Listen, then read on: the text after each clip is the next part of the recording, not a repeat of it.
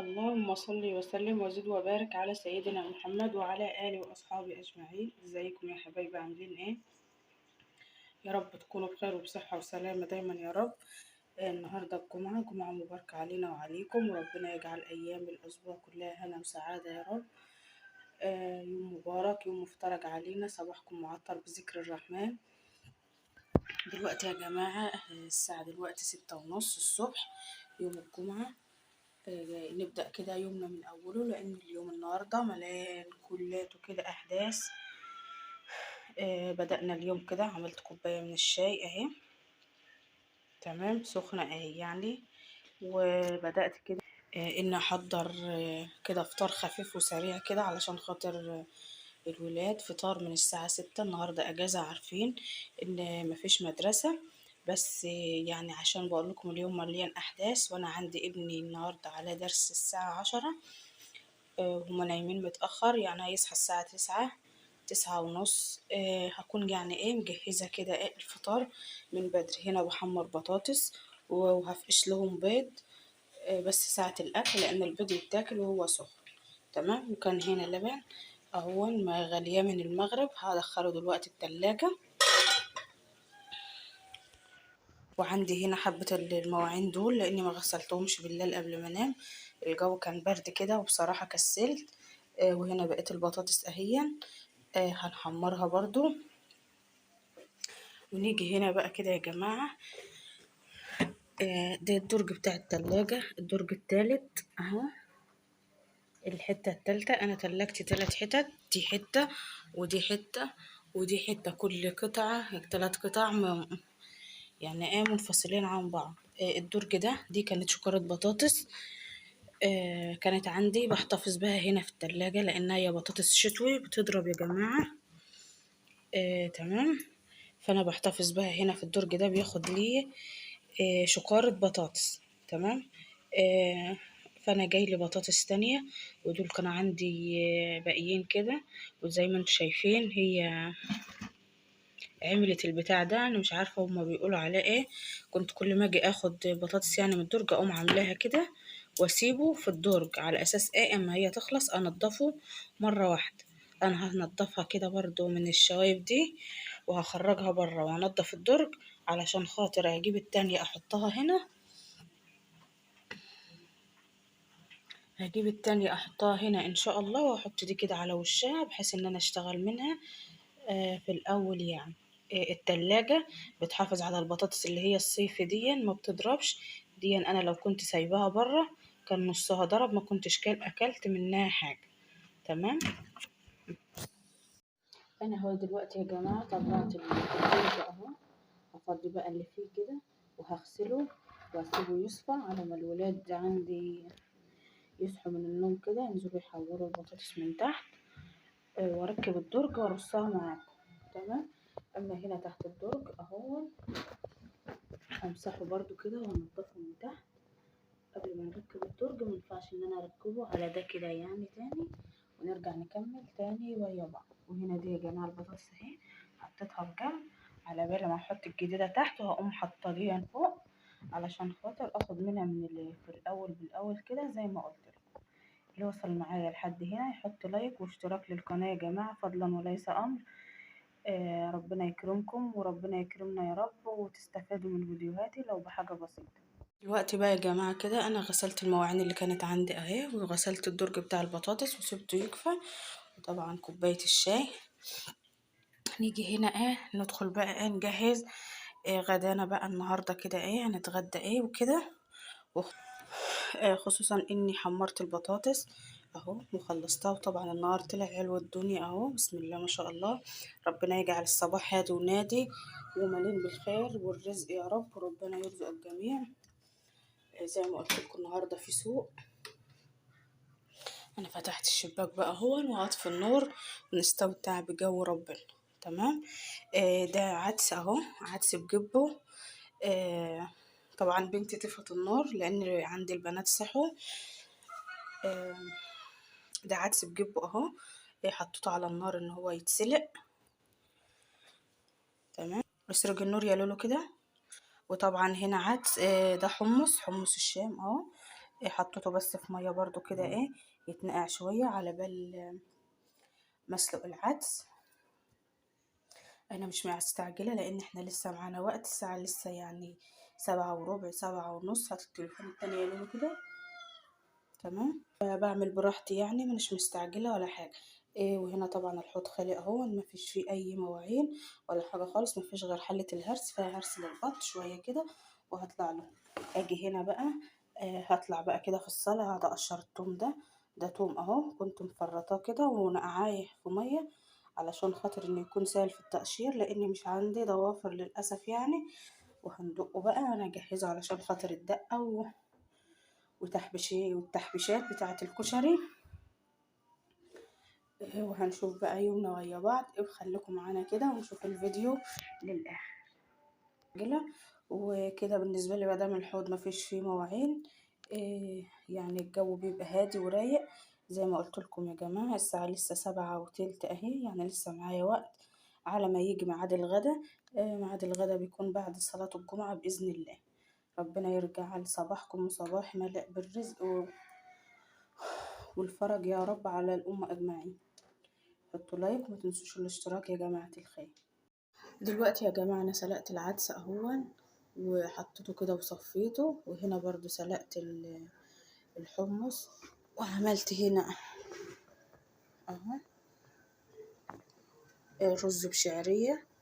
ودلوقتي أنا طفيت عليه النار، ودي مكرونة سباكيتي أهي هسلقها، ومولعة هنا على مية وفيها ملح وحبة من الزيت كده علشان أسلق فيها السباكيتي.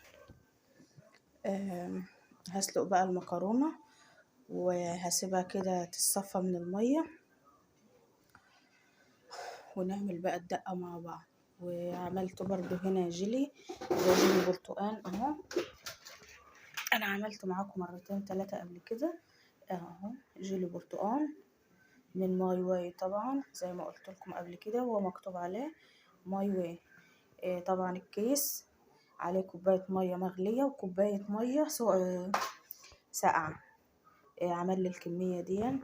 الطبق دون كان حد من قرايبي كده بعت لي فيه مهلبية امبارح ايوه. فانا عملت بقى جيلي كده النهارده، وقلت ان انا ارده في الصحن بدل ما ارجع الصحن فاضي. تمام. دي كده الحلو اللي احنا عملناه النهارده. وبالنسبه للغدا لسه مكملين اهو. هسلق بقى الميه، هسلق المكرونه في الميه ما تغلي، ونرجع بقى نكمل بقيه غدانا النهارده. دلوقتي يا جماعه ده بصل اهو متخرط جوانح زي ما انتوا شايفين اهو، اللي بيبقى الورد فوق الكشري. انا قطعته كده بالشكل ده. دلوقتي هرش عليه ملح، حبه من الملح وحبه من الدقيق، هغلفهم بيها كده مع بعض وهنوريه لكم وهنحمره يعني على طول. يا جماعه زي ما انتوا شايفين اهو اتغلف بالدقيق. وهنقليه في الزيت، هنحط الزيت على النار اهو بس يسخن. مش موضوع يا جماعه من بدري او قليل، يعني مثلا تبصي لها من ان انت مثلا تعملي كل حاجه على مهل، وتعملي كل حاجه براحتك. هتريحي شويه، تقعدي شويه، على ما تكون ورا بعض ورا بعض ورا بعض كده تكون طعبه. وخصوصا انه في كذا حله وفي كذا وعايه، مش حله واحده ولا حاجه. وما برجحش موضوع الحله الواحده ده طبعا، مش عارفه ليه. انا جيت سلقت الحمص نزل ميه سودة خالص، مع اني كنت نقعاه، وكذلك الحمص. يعني لو هو كله كده كان في حله واحده وكان مع الرز ما كانش هيكون حلو، ما كانش هيكون لذيذ يعني. فانا برضو لسه معايا وقت ولسه معايا على مهل كده، وبقعد شويه وبقوم شويه، ده على حسب ظروفي يعني. طبعا الزيت اهو. هحمر البصل بتاعنا اللي هو الورد، ونرجع بقى كده مع بعض. طبعا التقلية والصلصة هتبقى اخر حاجة خالص علشان ان هي تكون سخنة، بحيث ان هي تسخن معانا الحمص اسمه ايه العدس. وطبعا المكرونة انا سلقتها وصفيتها اهي، انا سلقتها وحطيتها في المصفى كده تصفى. هفضها الوقت في الحلة كده واحط عليها كمان حبة زيت، هقلبها واغطيها واسيبها لما لساعة الاكل. تمام. دلوقتي يا جماعه كده زي ما انتم شايفين بعد ما حمرنا البصل، دي طاسه كده على النار، خدنا معلقتين من الزيت اللي هو الزيت بتاع اللي احنا حمرنا في البصل، مش هنرميه. هنعمل بقى التوميه مع بعض او دقه التوم. ثواني اوهد النار. والثوم اهو انا فرمته بالشكل ده اهو، دقيته يعني بالمدقه اهو. هاخد منه بقى معلقتين كده،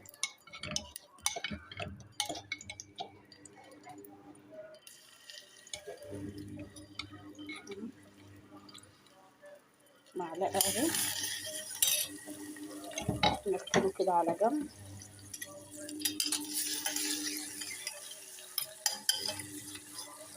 بجيب ربع معلقه من الكمون وربع معلقه من الكزبره المطحونه. تمام. ثواني ورق يا جماعه زي ما انتم شايفين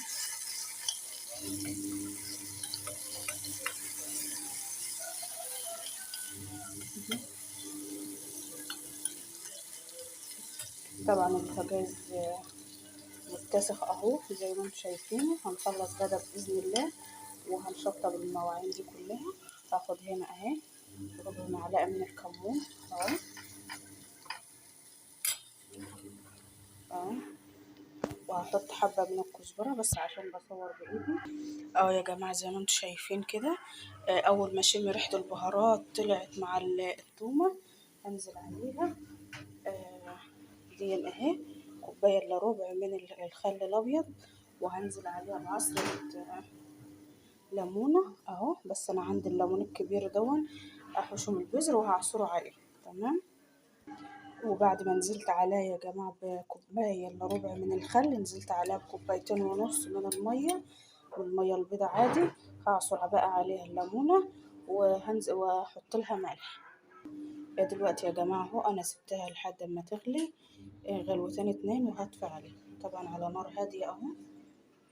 النار اهي على نار هاديه تغلي براحتها. ودلوقتي يا جماعه احنا بقى هنعمل الصلصه كده بتاعه الكشري. مش الشطه، لا انا بعملها صلصه، لان الشطه دي بتكون عباره عن شطه وزيت، وطبعا حامله عليا وعلى الولاد زي ما عملنا في الثوم. هنا زيت وهنحط ثوم برضو وكمون وكل حاجه، بس اللي هتختلف هنا ان احنا هنزود صلصه. عندك صلصه برطمانات، صلصه انت عاملاها في البيت عادي، اللي حابه تستخدميه استخدمي. انا هستخدم عندي صلصه اللي انا كنت عاملاها معاكم اخر فيديو اللي سلقناها وجهزناها مع بعض. دلوقتي الزيت اهو اتقدح، هحط فيه الثوم هقليه، وهنزل عليه بربع معلقه كمون وربع معلقه كزبره ولحد ما الريحه تطلع، وهنزل عليها طبعا بخل، بس المره دي هحط ربع كوبايه خل واحده علشان ما يبقاش فيها هنا الخل كتير. تمام. وميه بس هنزيد الصلصه. تمام. دي الصلصه اهي يا جماعه، انا كنت خدت جزء منها عملت بيه حاجه يعني.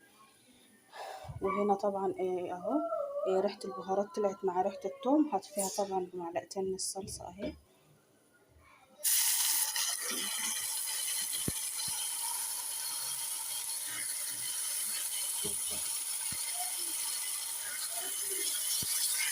يا جماعة سيبها التقلية اهي لحد بس كده ما الصلصة تفك كده من تجميد التلاجة.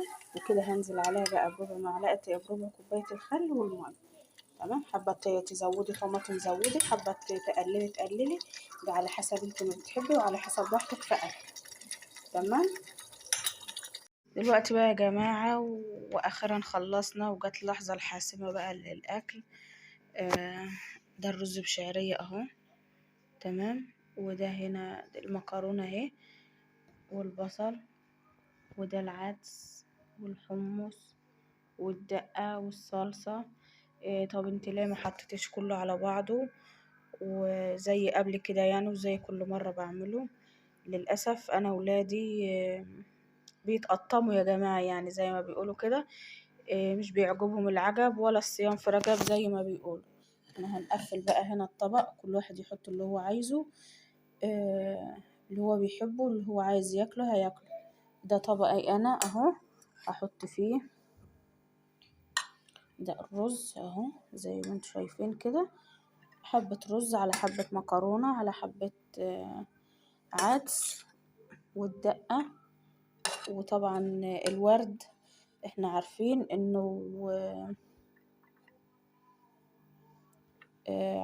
انه بيبقى على وش الطبق، ودي حاجة اختياري ليكم مش ليا. ثواني احوش بس اللي وقع.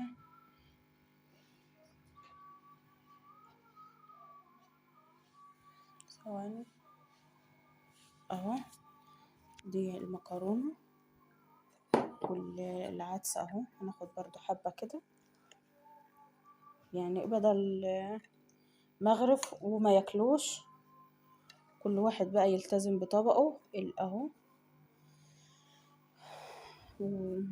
وحبة من الحمص اهو. وهنحط بقى تقلية وده كده بيكون شكل طبق الكشري بتاعنا اهو. وايه رأيكم فيه بقى كده يا جماعة؟